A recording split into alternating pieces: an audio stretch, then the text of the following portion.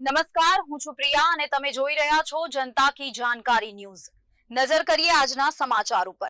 United states અને Iran વચ્ચે વધતા તણાવને કારણે આંતરરાષ્ટ્રીય સ્તરે ચિંતા વધી રહી છે.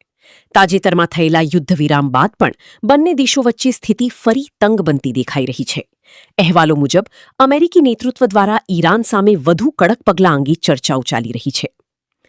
મીડિયા રિપોર્ટ્સ અનુસાર ડોનાલ્ડ ટ્રમ્પ અને બેન્જામિન નેતન્યાહુ વચ્ચે સુરક્ષા મુદ્દે મહત્વપૂર્ણ ચર્ચા થઈ હોવાનું કહેવાય છે, જેમાં ઈરાનના પરમાણુ કાર્યક્રમ અને સંભવિત સૈન્ય કાર્યવાહી અંગે વિચારણા કરવામાં આવી હોવાનું માનવામાં આવે છે.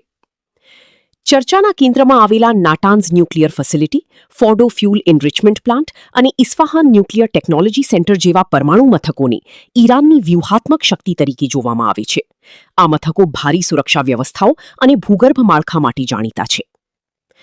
સૈન્ય વિશ્લેષકોના જણાવ્યા મુજબ આવા કોઈપણ ઓપરેશન માટે વિશાળ સંકલન, ટેકનોલોજી અને સૈનિકી તૈયારી જરૂરી બની શકે છે. જો કે હાલ સુધી કોઈ સત્તાવાર સૈન્ય કાર્યવાહી અંગે સ્પષ્ટ જાહેરાત કરવામાં આવી નથી.